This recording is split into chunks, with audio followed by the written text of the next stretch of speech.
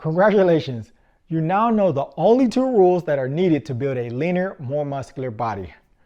Rule 1 is to put your body in a calorie deficit and keep it there. And rule 2 is to prioritize the 2 P's, protein and progressive overload. Putting these 2 rules into practice will give you a leaner and more muscular body. This is a guarantee if you follow the 2 rules correctly and long enough. As I previously stated, it may take you a few weeks or it may take you a few months to achieve your ultimate physique.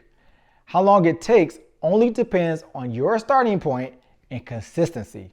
You are in control. Because it may take you a long time to get to where you want to be though, I think it's important to discuss how to take diet breaks. It's relevant to everyone because staying lean once you are lean is only a matter of cycling into and then breaking out of your diets. So let's understand how these diet breaks work.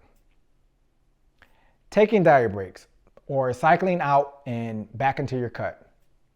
Taking a diet break or cycling out of your cut refers to pausing your progress with the intent of resuming from where you stopped. Cycling back into your cut is when you pick up where you left off before you had paused your cut. There may be several reasons for a diet break.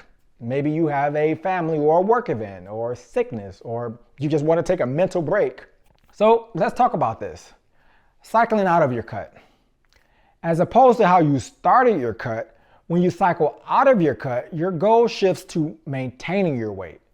When you want to maintain your weight, you should not be in a calorie deficit. You should eat a higher number of calories. To cycle out of your cut, use your existing body metrics to calculate a new calorie maintenance level. Depending on your change in body weight, a TDEE calculator may give you a different calculation than when you began your cut. As an example, let's say you're a 5 foot 11 inch or 180 centimeter, 44-year-old male who started his cut at 180 pounds or 81 kilograms. This would have given you a starting calorie amount of 2,074 calories. Let's further say that you stayed on the program for 12 weeks or 90 days. Let's say that you also lost 10 pounds or 4.5 kilograms and you only had to make 2 calorie adjustments. Your calorie adjustments would have included one 200 calorie adjustment and one 100 calorie adjustment. This means you would have had to lower your starting calories by 300 calories. So before cycling out of your cut, you would be consuming around 1,774 calories and would weigh 170 pounds or 77.1 kilograms. To cycle out of your cut, use an online TDEE calculator and input your age, height, and your new weight. Remember, you can use the online TDEE calculator on my site at buildmusclegetlean.com/TDEE-calculator. If you plan to stop exercising, you want to choose the sedentary activity level. The calculator will say that your new maintenance calories are 2,020 calories.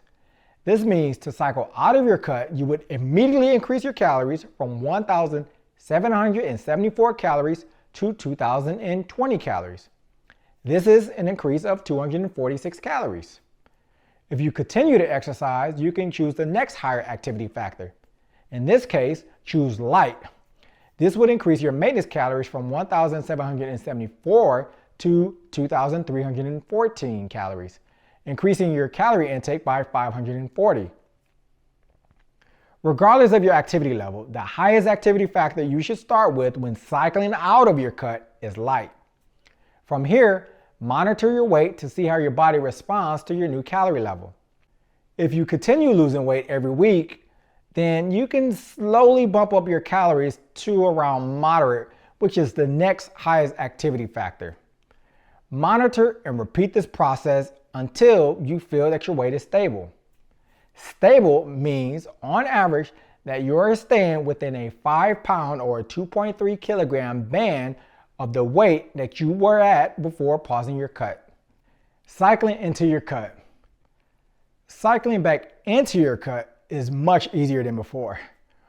Resuming your cut requires less testing and monitoring than when you first began. Use the last number of calories and macronutrients that you were using before cycling out of your cut. If you were losing weight on these numbers before, then chances are you will lose weight using these numbers again. Using the previous example, you will return to 1,774 calories and monitor your progress from here. Like before, wait for at least 2 weeks of data before making your first adjustment. However, this time around, if you need an adjustment, resume lowering your calories by only 100 calories. Do not make any 200 calorie adjustments. Cycling out of and back into your cut is as simple as this.